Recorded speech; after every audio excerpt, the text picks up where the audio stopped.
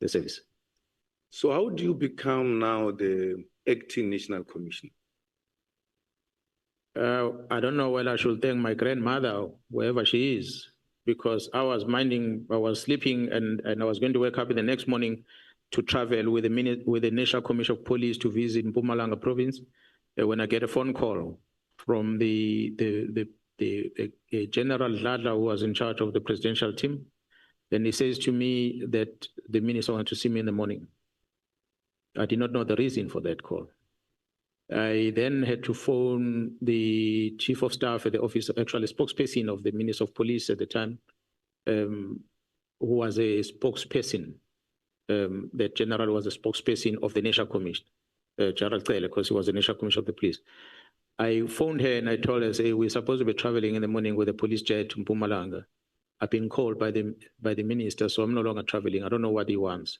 But ordinarily, because I'm from the special task force at the time, and I'm in charge of the component that deals with special task force and all these high-risk operations, from time to time, if the presidential team have got some risks that they've identified somewhere, they always call on us to come and provide that technical support on them.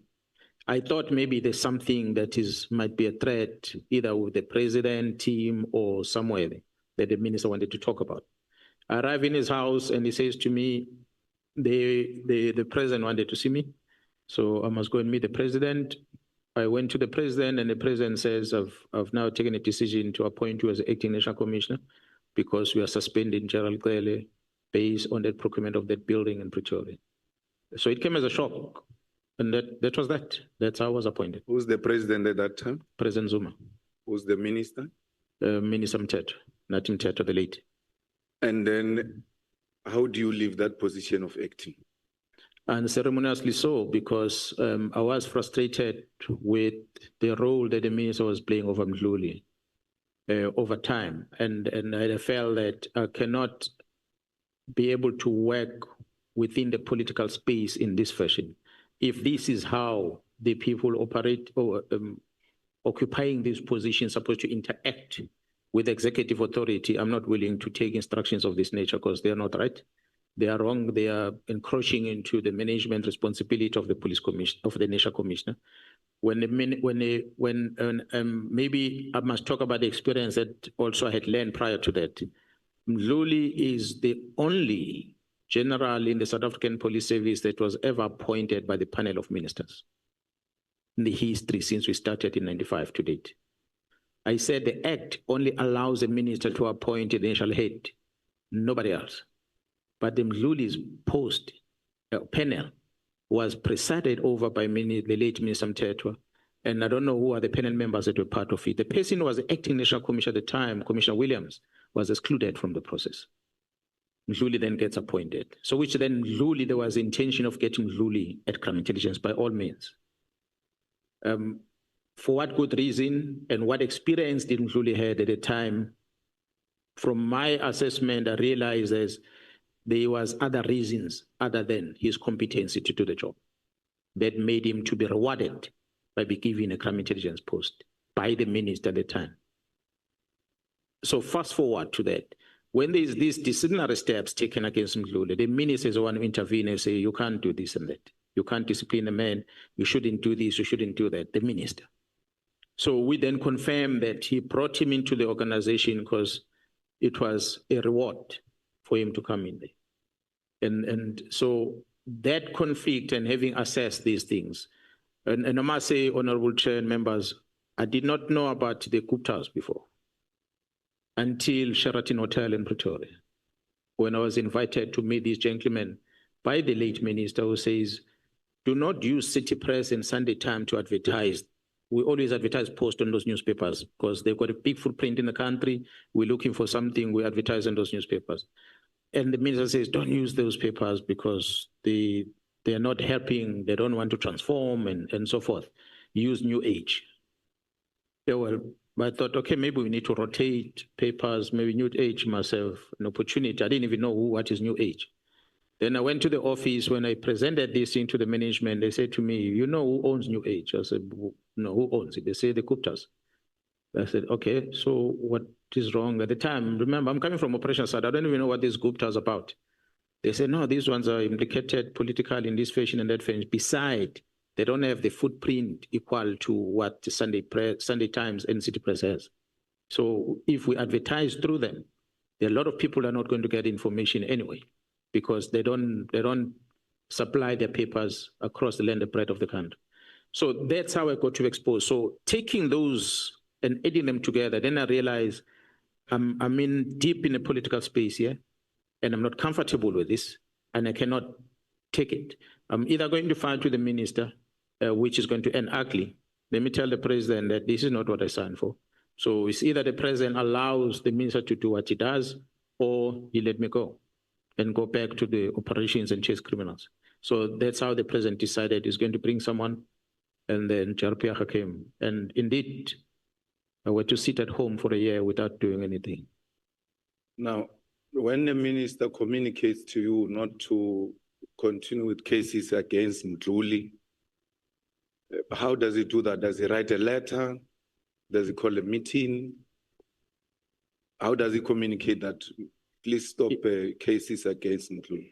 Yeah, he called me into a meeting in his residence, and it is in his residence where he was in company of the Inspector General of Intelligence, Advocate Gupta, the late, where he says to me that the advocate was telling him that I forced her, that she must recommend that Mthuli be charged. That's where we had a debate, because I did not force her. And I told the minister, if you want me to do what you say I must do, put it in black and white. And they did not want to put it in black and white. Instead, he instructed the Inspector General to put it in black and white, so that I use Inspector General's recommendations for me not to charge Mthuli. That is on a disciplinary part. But on the criminal part, it was not the minister directly, but it was Advocate uMkhwanazi from the NPA. I hope the members have got Advocate Bredenbach, who's an MP here, who's a member of this committee. Perhaps she must come and sit here and talk to ad hoc committee and explain what was her role on that case, because I understand that she was the one who was holding that criminal case against Mthuli, where she was instructed, from what I was told, to withdraw that case from court. That had already said. So why did she then comply with that instruction?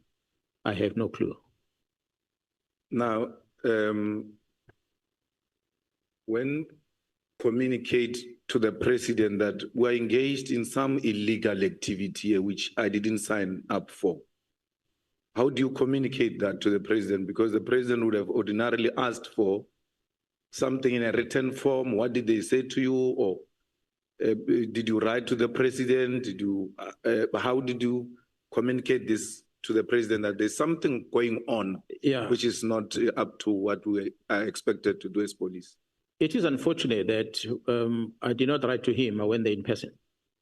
So I had a one-on-one engagement with the president about it. And you're correct, honorable member, would have expected the president to conduct some investigation on this thing. But the president didn't. He simply said, okay, if you're having issues with the minister, just give me time. I'm going to appoint someone else to take over from you. And that was the end of the meeting. And that's President Zuma we're talking about? That's correct. We did not do anything about this matter when you communicated to him that we have been invited into doing wrong things? Yeah, no, they didn't do anything about it. Now, why do they put you at home after releasing you? They went to fetch you from your position, ask you to come and act, and then when you say, I can't be part of a criminal syndicate, you are sent home. What do they communicate to you around that time? What is the reason of you staying at home? Honorable members, when I had met with the minister, I called the entire top management of the SCPS and I told them what transpired in the minister's residence. And I told them that they must prepare themselves, that they are all going to be fired and they're going to be victimized, because whoever is going to come in, who is going to come with a mandate that perhaps will say they must get rid of everyone. Some of the senior managers took me serious, others did not take me serious. But because I was prepared for that, indeed that will happen. Maybe Gerald Pierre must come here and explain why she did not allocate me a post for that long and allow me to sit at home and draw a salary every month. See, she will have to come and explain that, because she was the boss. She's the one who's going to have to come and explain that despite my experience, as I've displayed here, that she will choose to appoint junior people to go and act in positions that they did not have much of experience of, whereas I'm sitting at home. There was a person who was a non-trained police officer. With respect, she joined the police and she's heading our training currently. She was deployed as a head of crime intelligence at one stage by Jarapia.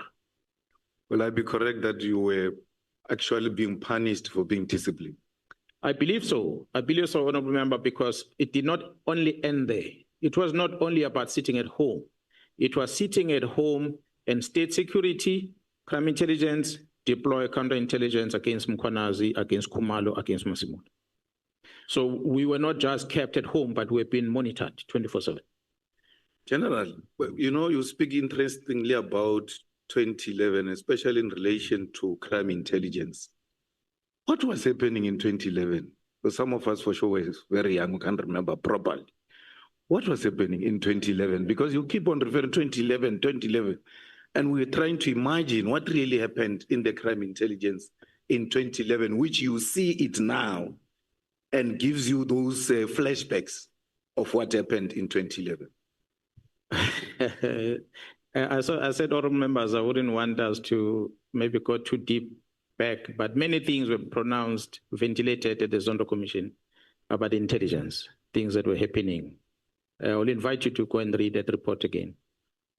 But at crime intelligence at the time, what was dominating the media space was the looting of the secret fund account in such a manner that it ended up getting a name of slush fund. Majority of the citizens know it as slush fund. It's not a slush fund. It's a secret service account. But because it was misused to that extent, it then became a slush fund. That's what was dominating the media space in 2011 when I came in, which was a sore point within crime intelligence. But I'll also invite you to go and check my YouTube at that time where I said, when you speak on the phone, you must first greet General Mthuli before you speak to the person you're speaking about, because they were known for illegal interceptions at that time. Am I correct? Yeah, that's correct. That's correct. That's why Gerald Cele himself, as initial commissioner at that time, fell victim of the same thing. Now, you now are back, you're appointed. I know you went acting, came back, and then you appointed a provincial commissioner in KZN. How does that happen now? And what is the minister's position in relation to that? Did you object to your appointment or anything of that sort? Or there was consensus that you must go to KZN? You're talking about 2021? No, when you became full-time, yeah, not acting. Look, when I approached the National Commissioner in December, there were delays. I met with the minister because he needed to be consulted. Minister Cele at that time did not want me to leave the head office. He wanted me to stay remain at the head office. And he felt that maybe my expertise would be wasted if I go to the province. I'm better off to assist at the national level. But I pleaded with him that I needed a new challenge. So it took that long until March. That is when I think they started engaging with the executive in the province, where the agreement was reached, and then I was informed that I can go and start in April. So starting from December until March, it was there was a long time of discussions. At that time, the provincial commissioner had left, and there was someone acting. And so I came in to take over from someone who was already acting at the time. My aim was to be appointed before the provincial commissioner leaves, so that we can do the handing over, which is something I did when he came in 2019. When he came in, I sat with him for about a week doing handing over before I went back to Pretoria. I wanted to do the same thing when I was going in, but because of that delays, he ended up leaving without doing that handing over.